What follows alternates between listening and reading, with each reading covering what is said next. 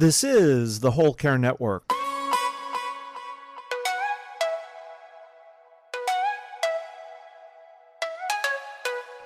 Helping you tell your story one podcast at a time. Content presented in the following podcast is for information purposes only. Views and opinions expressed in this podcast are solely those of the host and guest and may not represent the views and opinions of the Whole Care Network.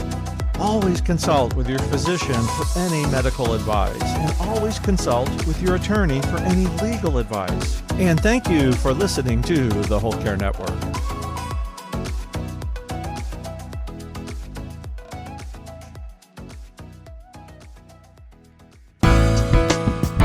There's still a lot of misunderstandings about what medical aid in dying is, and there's still a lot of that stigma that it's like physician-assisted suicide.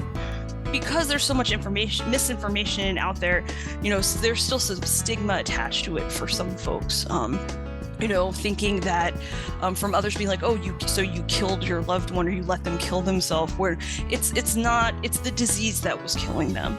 They just were able to make a choice whether they still wanted to be in pain anymore. This is the Heart of Hospice podcast with Helen Bauer. My guest today is Leilani Maxera, a social worker, grief worker, and death educator. Whether you're a family caregiver or an end-of-life professional, the Heart of Hospice is here to enhance your hospice experience by connecting you with information you can use about end-of-life care.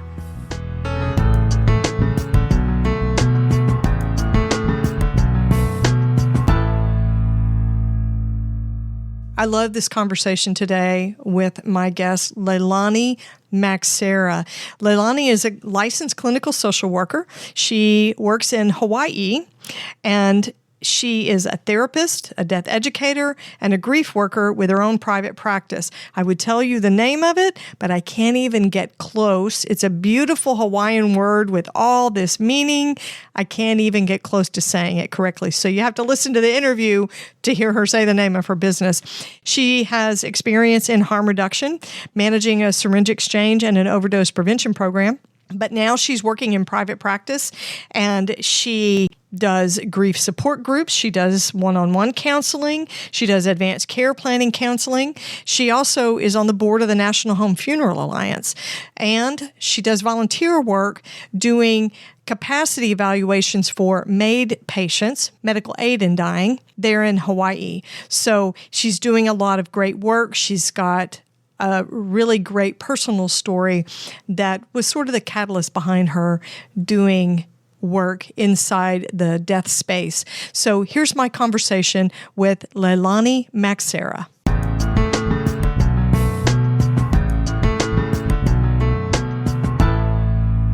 Leilani, welcome to the Heart of Hospice podcast. It's so awesome to see you today. Thank you for having me. I'm excited to be here.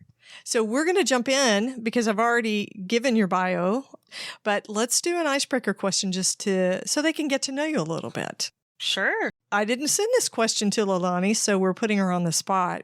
Leilani, what is one small thing that most people don't know about you? Ooh, I don't know. I think I'm pretty vocal. It's like people know most stuff. You're an open book most of the time? Pretty much. I'm an open book. It's like if someone's like, oh, I think everybody knows. I talk about my favorite TV show, my favorite band, all that stuff. I think one thing people don't see except my partner is I do a crossword puzzle every night when I eat dinner. Oh. I love crossword puzzles. If I felt like paying for the New York Times crossword puzzle, I would do that one too. But on principle, I won't pay for it. That's a bear, though. I have tried to do that in the past. I don't do crossword puzzles. I used to do them all the time when I read the paper newspaper. But man, the New York Times, that's impressive. You let me know. I will be in awe of you. I used to love doing it when I got the paper, like the physical paper, but I stopped getting it. So. Right. But yeah, I love crossword puzzles. Nice. So you're an intellectual. Very nice. So you are also a social worker in addition to being a person who works the crossword puzzle. How did you come to be a social worker doing death work of all things? Well, actually, death work came first before becoming a social worker. So it just so happens as we're talking today, 2 days from now, Monday, May 22nd, is the anniversary of my grandmother's death, my maternal grandmother. And it'll be 17 years since she's been with us. And her death completely changed my life and pivoted what I was doing with my life. Prior to that, other people in my family had died. It was not the first death I dealt with, but everyone else who had died in my family or friend circle, it was like a sudden death. Suicide, accident, etc. But my grandma she had dementia at the time, and she also had pancreatic cancer. And she was very sick and suffered for a long time. And I know it's hard to believe in 2023, but at the time, I didn't own a computer. I didn't own a smartphone. I didn't really have easy access to a lot of this information about hospice, palliative care, advanced care planning, etc. That is much easier to find these days with the internet at your fingertips. And so my family didn't really know a lot about these things. We were all really scrambled. I had a nervous breakdown at the time, just not knowing what to do for my grandma. And so when she died, I became obsessed with spreading the word about hospice and advanced care planning, palliative care, just anyone who would listen, because it was not offered to her. I look back and I get very angry that hospice was never mentioned. No one asked if she had advanced care directive. And once I kind of learned about all these things, more so after she died, did I have the chance and the time to research, because when you're a caregiver, you don't really have time for much else. I had to keep my job because I needed my health care. So my life was just work, going to work and going to my grandma's house. So yeah, that's kind of where my death work journey began, was education, was kind of informally being like telling everyone who'd listen about these things. And I ended up doing the prerequisites for nursing school because I was like, I want to, take care of people who are dying. Did all the prerequisites and then realized I'd be a terrible nurse. Why? Why would you be a terrible nurse? I have no attention span.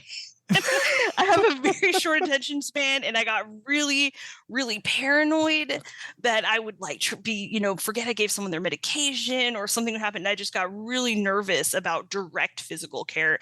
So after, a couple of years of working and doing nursing prereqs part-time, because I was really trying to find my place, right? I knew I wanted to do death work. I knew I wanted to help people die better, do education. I just didn't know where I fit in. So I was working in harm reduction at the time, syringe exchange and overdose prevention. And long story short, a friend of mine was applying to get their master's of public health.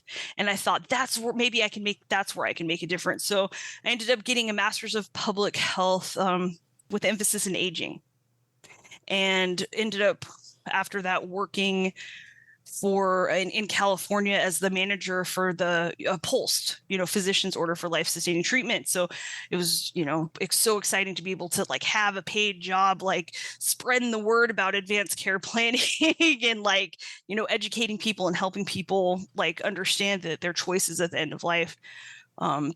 But I ended up moving to Hawaii, where I'm Native Hawaiian, and my dream had always been to come home to where my mother came from. And so, left that job, but, always either worked or volunteered doing death work and end of life care stuff and harm reduction. They're my two biggest loves. So without being able to find a job in end of life care when I got here, I ended up running the statewide syringe exchange and overdose prevention programs for all the islands for 6.5, almost 7 years.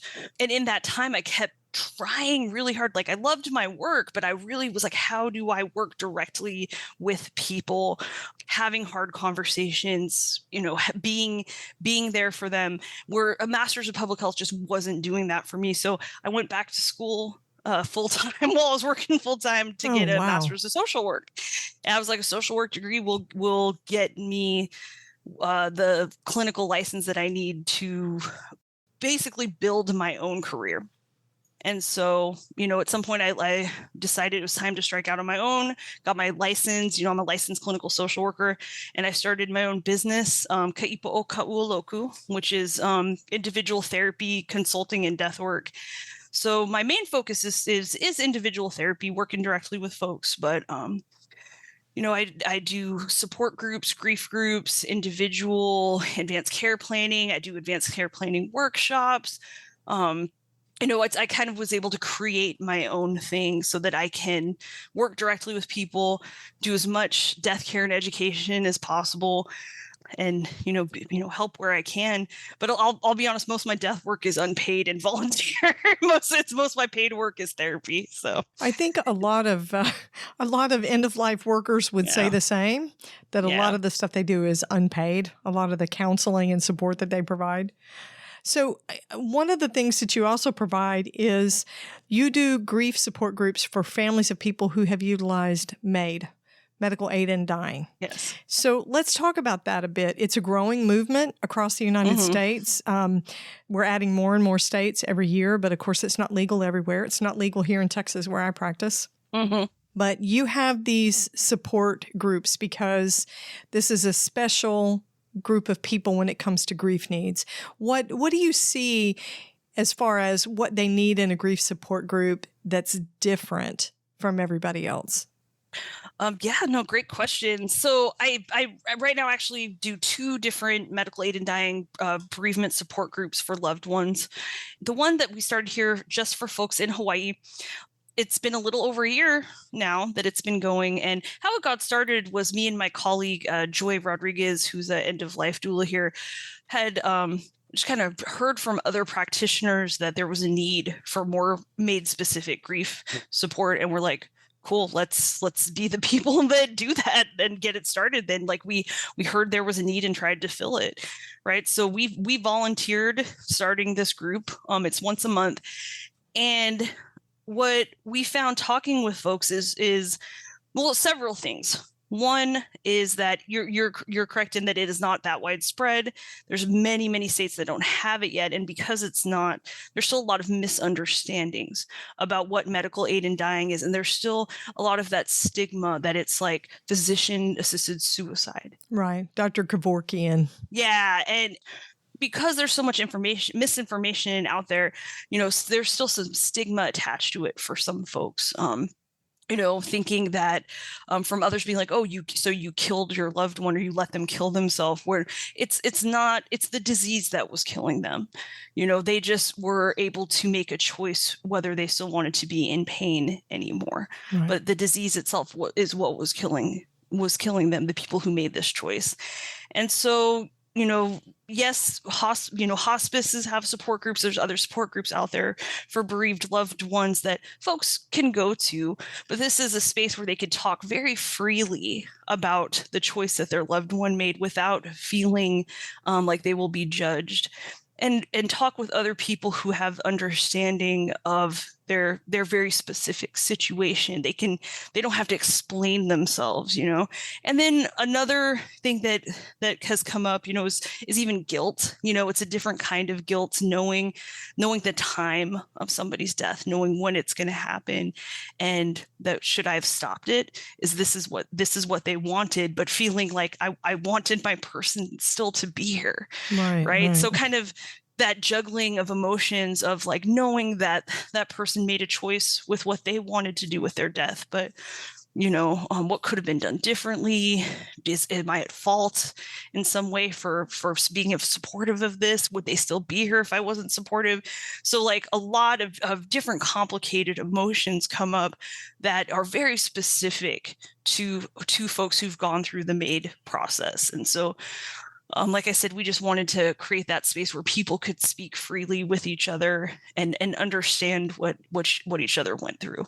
We had an anthropologist on the show, Anita Hanig, who wrote a book about medical aid in dying and the work that's being done here across the United States.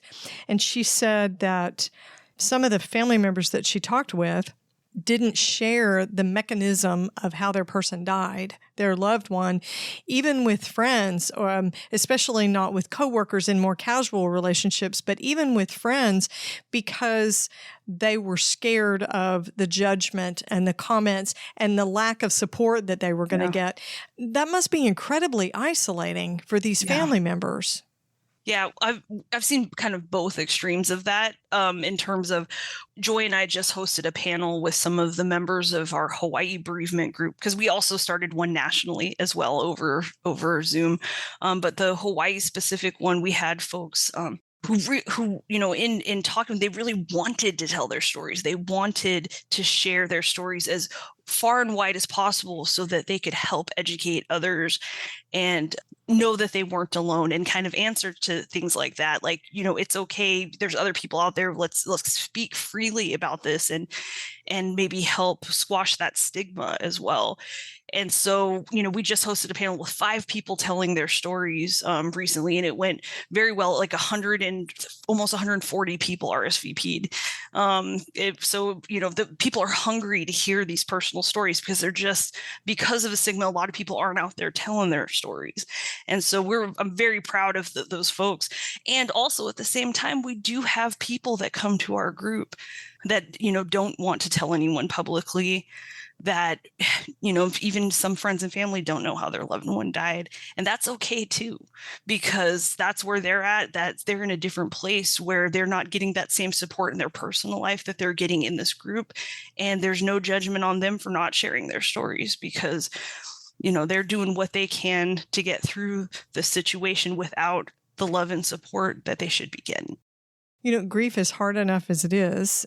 Although it's a universal human experience, it's very, very individual, very unique to each griever.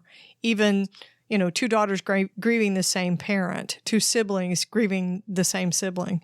So one of the things that you do in your volunteer work that you don't get paid for is you do capacity evaluations for MAID patients there in Hawaii. So MAID is legal in your state, but one of the legal requirements is they have to have an evaluation prior to or as part of the MAID process. Tell me about the work that you're doing there. Yeah. So every state has different requirements, and also just say Hawaii is one of the more recently legal places for medical aid in dying, just right before COVID, actually. It became in 2019, it became legal here, and which was unfortunate timing. Of course, everything was unfortunate timing with COVID, Sure. Absolutely everything. But the education wasn't, as far and wide, because other things took precedent, right? So sometimes I still meet people, here a few years later that don't know that it's legal here. So we're still trying to do that education. But it's one of the more recent states where it passed, and it's one of the hardest states to get made in terms of the requirements, because requirements in each state is different. And ours is a 20-day waiting period, where it's shorter in other places between. And when I say 20-day waiting period, it's before there's a waiting period from your first request for the medication and your second. Some people die waiting for that second request because it's so long, and it's shorter in other states. And then we have this added extra step of getting a capacity evaluation from either a psychiatrist, psychologist, or licensed clinical social worker, where basically they have to meet with you and make sure you understand what you're asking for, that like, if you take this medication, this is what happens. Once you ingest it and put it in your body, there's no turning back. You can't change your mind and spit it out. Like, do you understand what you're asking for? And also just assess if the person is depressed or anxious, which is hard, because truly people are dying. So they are depressed and anxious because they are dying, but also just looking at the bigger picture of what is making them make this particular choice. Right. And so the reason I volunteer doing these evaluations is because there's a shortage of therapists here in Hawaii. There is a shortage of all medical providers here, but especially neighbor islands. So I live on Oahu, which is, where the Honolulu is our biggest city. And we definitely have more of a medical infrastructure, more practitioners here than neighbor islands. So I was approached by someone when I, started my private practice, saying, a fellow therapist, they're like, hey, I do these evaluations, I volunteer doing them. I'm tired. I feel like you'd be interested in this, that this is something you could handle. Like, I'm not afraid to ask you to talk to people about death. So would you be interested? And I was like, once I found out that this was a hardship for folks, that, they were waiting because they could not find a therapist to do their evaluation. It was like actually hindering their process. I was like, yes, I will do this. And since I started, I just did one this week. I think I've done over 30 at this point.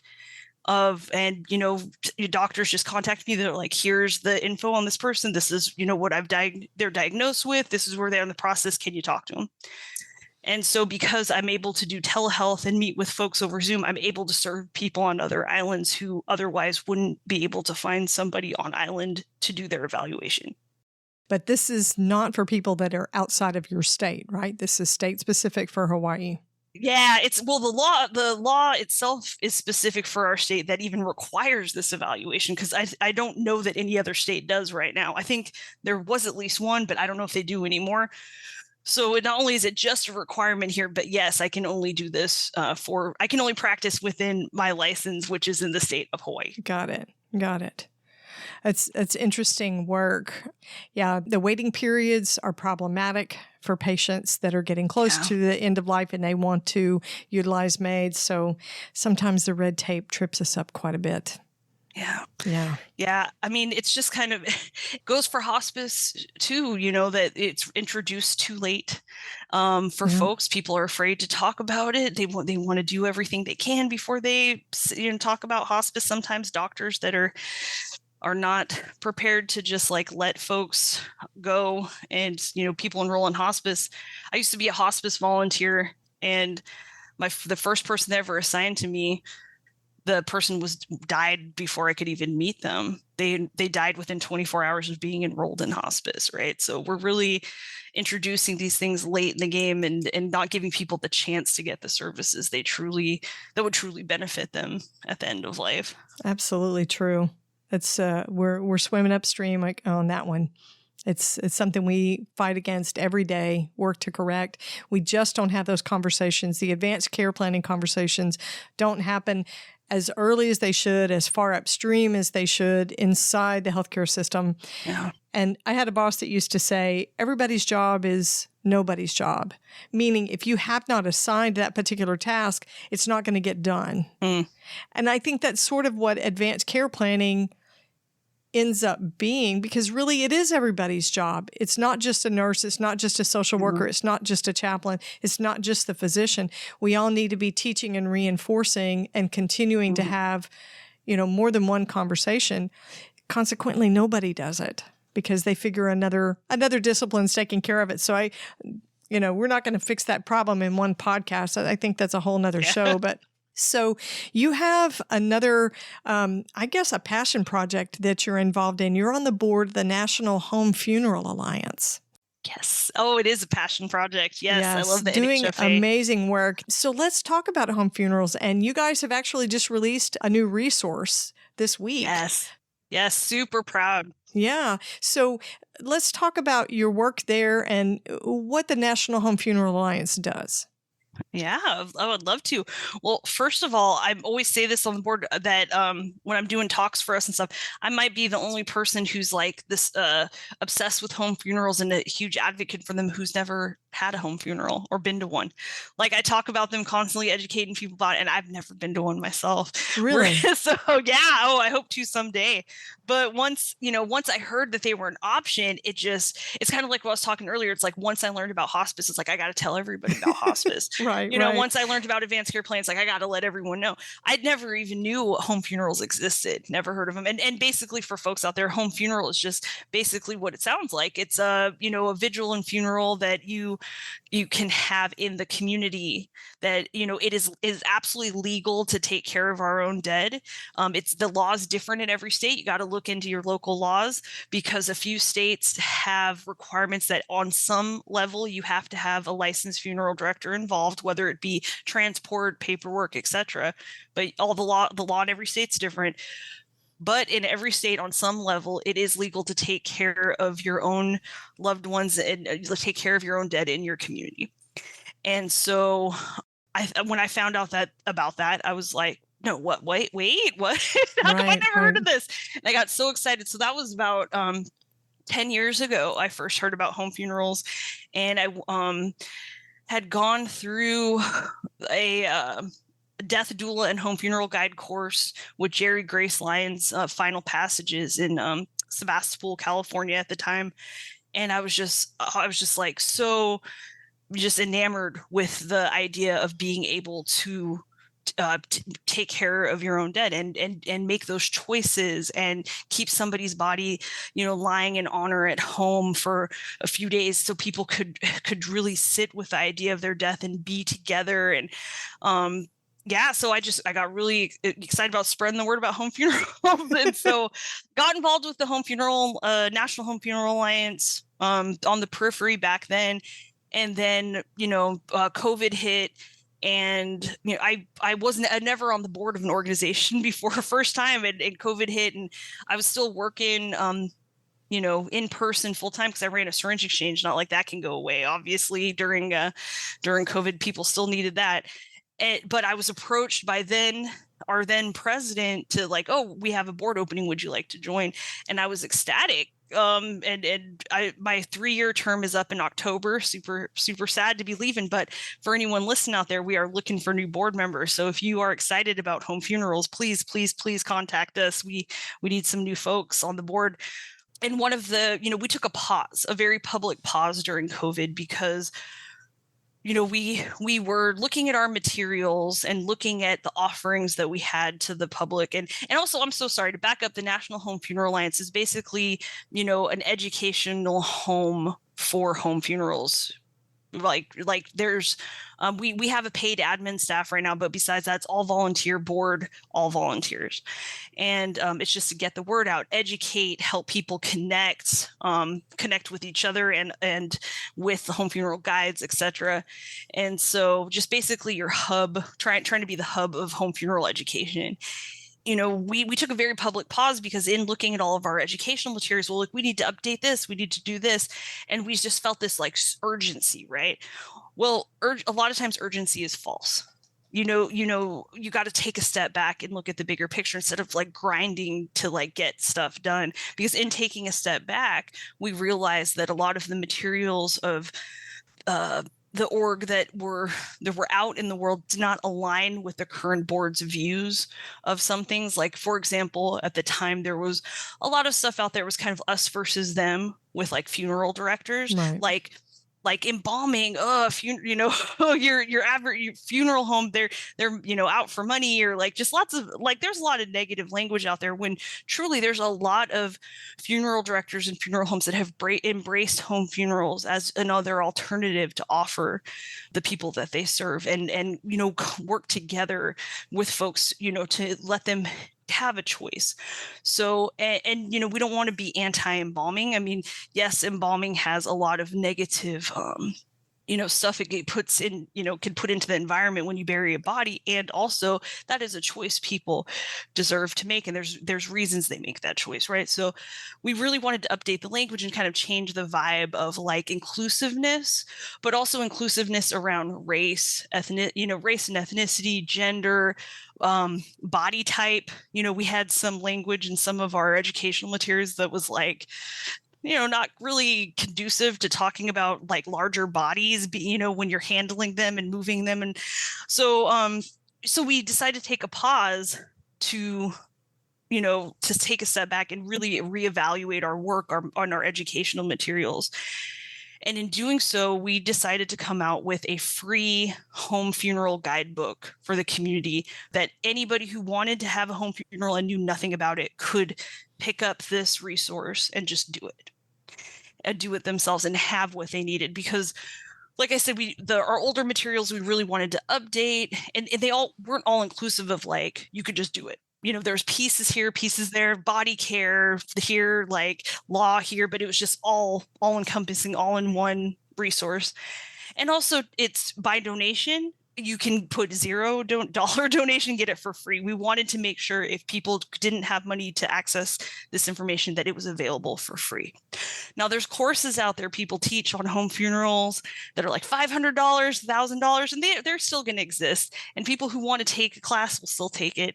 But for those who don't, and for those who need this information, it's free. It's there. It was a labor of love for about a year. We worked on this, and it just came out. So. Wow. I'm really proud that we put that out there so that anybody who wants to can have a home funeral and have the information they need. And it's just available as a free download on the National Home Funeral Alliance website, isn't it? Yes.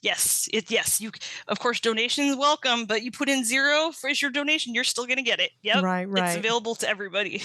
That is awesome.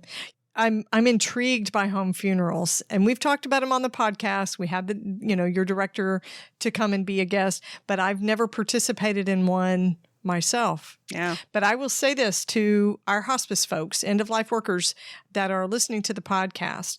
It's really good for you to be educated about what is allowed and legal in your state. As a hospice nursing director, I remember getting a call from a woman whose adult son, had died in the home, and she wanted to keep him there and basically have a viewing, a vigil, I guess is what you would call it. And she was being told no by her case manager. So the case manager referred her to me, and I did not know that was allowable.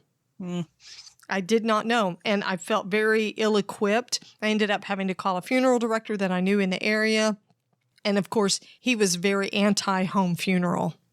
Yeah, and not necessarily the most informed about what the legally allowed procedures are. So I think it's really important for anybody who works in any aspect of end-of-life care to know what's allowed in their area, and that home funerals are I've read wonderful tributes. People are doing some fantastic work. It can be very personal and meaningful. And I love the work that National Home Funeral Alliance is doing to support people that want to do that. Because that's one of the things your organization does there is answer questions, isn't it? They're there to be a resource. Yeah. So let's say, someone's out there and they're like, I have no idea where to get started. We have a directory that, folks have paid to join. That's like, you can look up by your area, by your state, like other death doulas, home funeral celebrants, like folks that you can contact locally. We have a monthly chat once a month. The last Monday of the month, where anybody who's a member can join. And to be a member, you literally just get on our email list. There's no dues or anything. You just keep it in sign touch. up. You just sign up, yeah. And where anybody can come and network, but also ask questions of other folks. Because we've unpaused officially with the release of this guidebook, we're starting up our webinar series again. So our monthly webinar series we used to do, we have different speakers on different topics. Our first one kicking off our comeback with our webinar series is actually this coming Monday, and it's on infant and child death. So a variety of speakers. I think either the next one or one after is going to be about transgender death care. So really trying to get a variety of topics out there. So we're really excited to be on pause and excited to be a resource for folks. And also I just want to put kind of a shout out there is like I said, the laws are different in every state, and we're constantly trying to update the information on our website. And we're always asking folks, if you know the laws for your state, please help us out. Make sure that the information we got is correct. Because we have a couple of board members who that's kind of their project, is making sure that all the laws that we know of are correct. But number one, they're changing. Like laws change, we don't even hear about it. And two, sometimes that information is buried. Like even here, I had a hard time being like, if I wasn't using a funeral director, how could I file a death certificate if I was having a home funeral? And I went directly to the vital records office, and the person acted like I had two heads when I asked that. They're like, I have no idea what you're talking about. Yeah.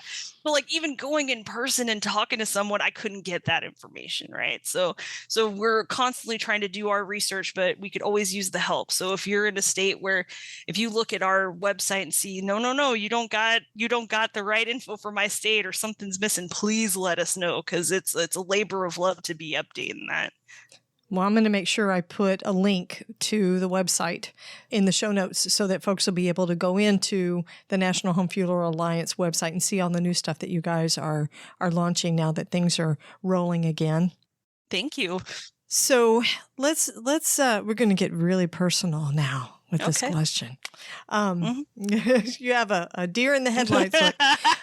So when you think about your own funeral, your own death, what are some of the components of your advanced care planning? Ooh, that's a good one. Well, first of all, I have an advanced directive, of course. I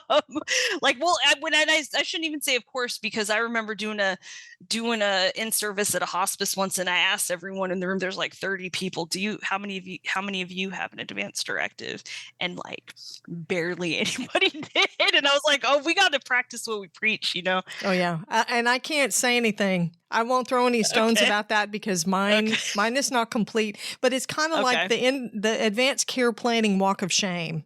You know, who wants to actually raise their hand and say, I totally believe this is worthy and everybody should have one, but I have not done mine. Yeah, no, it's understandable. It's just like we tell people, you know, it's like do as I say, not as I do, I guess, right? So, but I want to practice what I preach. I have my advanced healthcare directive. I do think it's very important. So, I update mine regularly. For folks out there, you probably should know you don't have to. There's no expiration date on your advanced directive, but you should always be updating it if something in your life changes. You move, you get divorced, you have a change of health status, you have a change of heart about who you want to be your decision maker for whatever reason. Right. So sometimes, I broke up with an ex, and surely I updated my advanced directive to take them off as one of my decision makers, right? Or your decision maker decides they don't want to do it anymore. Yes.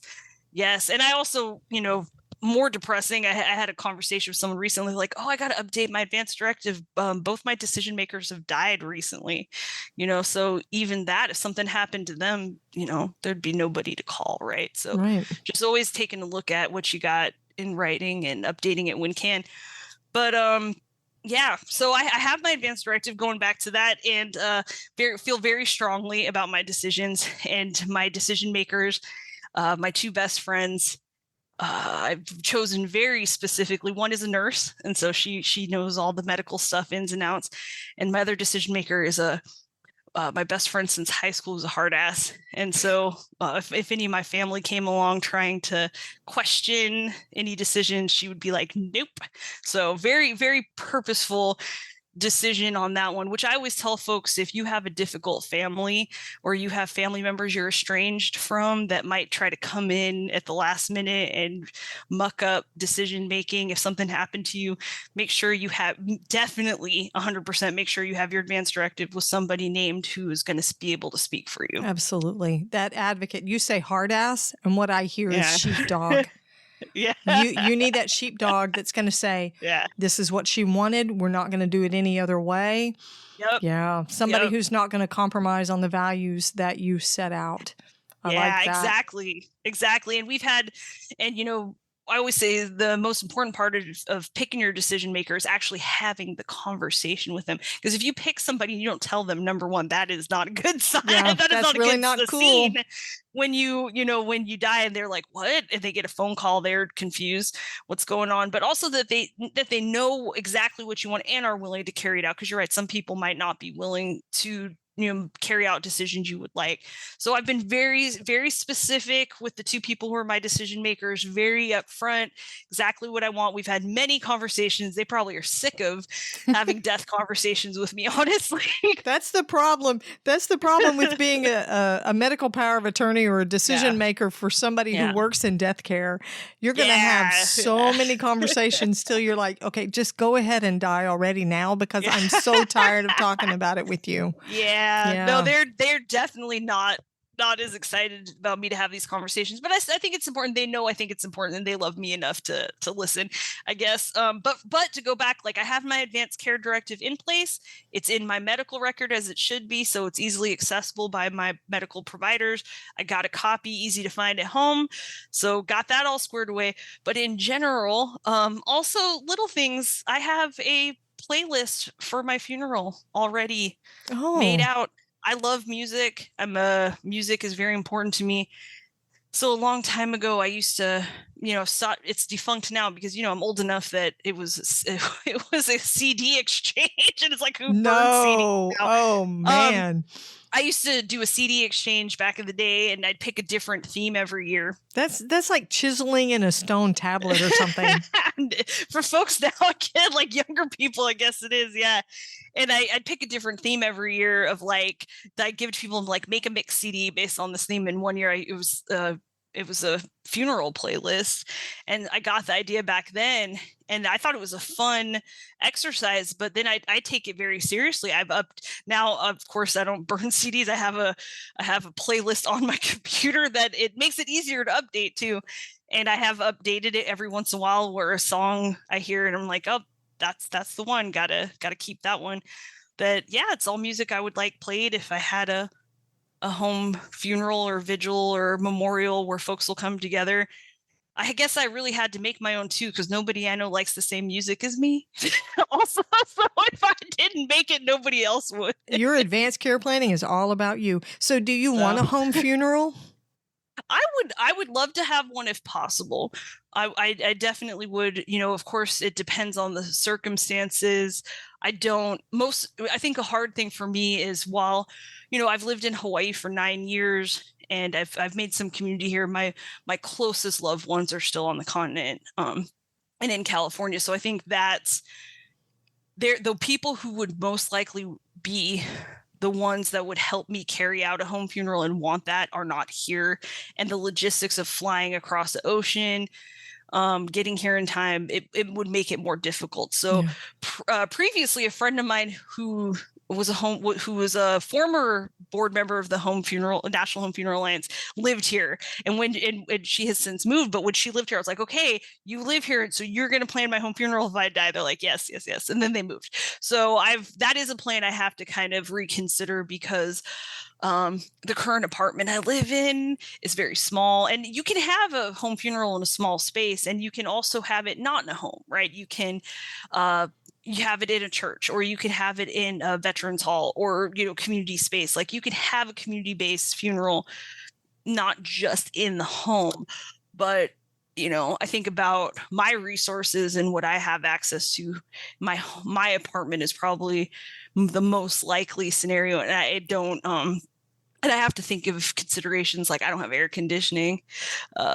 It's really hot right now. Like I'm sweating to death and it's like 10:30 in the morning already. And that's it. There are a lot of logistics to think over when it comes to doing a home funeral in a personal space, I guess. Yeah. So for me, a home funeral might not be possible with the planning that I have currently not being too good and like the community that I have here not being as close as my loved ones, back in California. So the answer is a maybe on that. Definitely would like to be cremated. I know that much. Have already talked with my partner about that. But I think that I should, in terms of that part, I probably, just in saying all that out loud, need to be planning a little better. I had a whole plan. That plan has changed since the person who I planned it with moved away. Right. So it's time to update again. Yeah. Yeah. So, but I would have loved to have one, and would still love to have one if it seems possible. But yeah, I don't know. I feel like every other aspect's pretty planned out, though. The people I've named as my decision makers even know who I don't want to visit me in the hospital if something happens. Like, I've even planned that out. So that's your sheepdog. That's your advocate. I love it. I love it that you've put so much thought into this. I think it's important. It really is. So how can my listeners connect with you? I'm not even going to attempt in my Southern drawl to say the name of your business. That's okay. So my website, I bought a few domain names pointing to the same one. So my business is Kaipuokaualoku, and that's my website. But also, if you just go to leilanimaxera.com, if that's easier for you, it will, it all points to the same website. My email address is leilani.maxera.therapy@gmail.com. And that's the best way to get hold of me. I would give my phone number out, but I don't answer my phone. So that's not a great way to find me. So email's best. I think your email and your website will be fine. I'll have all of it in the show notes so everybody will be able to access it easily.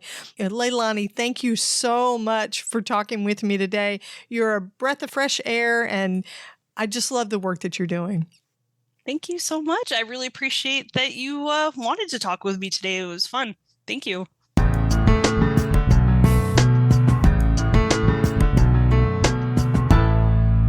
Okay, I have to say, she wanted to be a nurse, okay? She wanted to be a nurse first, all right? Nurses are awesome.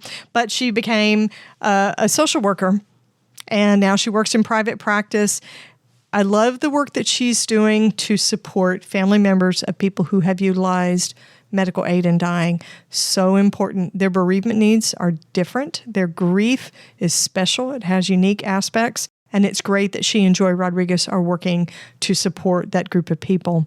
The capacity evaluations, man, the shortage of healthcare providers, it's hitting Hawaii just like it is everywhere else. We're experiencing it here in the state of Texas as well. And her passion for home funerals, she's so cute. She's never been to one, but she is definitely working to support home funerals, education, legislation. So I want to tell you that if you are interested in getting the guidebook that she mentioned that just came out, you can go to homefuneralalliance.org and look for their home funeral guidebook. Okay? It's available for free, or if you feel led to donate, you can make a donation to purchase, quote unquote, purchase the guidebook as well. So I would encourage you to connect with Leilani and the work that she's doing. I'll have links in the show notes to everything, and you'll be able to see what she's doing. Some great work. Be sure to catch the next episode of the Heart of Hospice podcast. You can find more episodes on theheartofhospice.com. Don't forget to subscribe on your favorite podcast platform. You can connect with The Heart of Hospice on Facebook and Instagram, and send me your questions or comments by email to helen@theheartofhospice.com. And remember, no matter who you are or where you are in your hospice journey, you are the heart of hospice.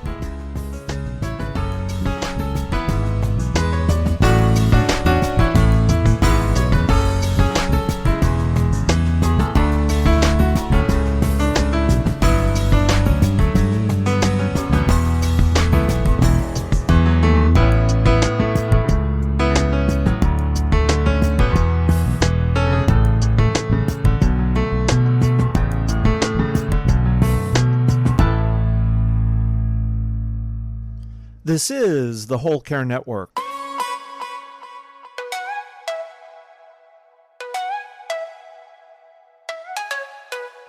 Helping you tell your story one podcast at a time.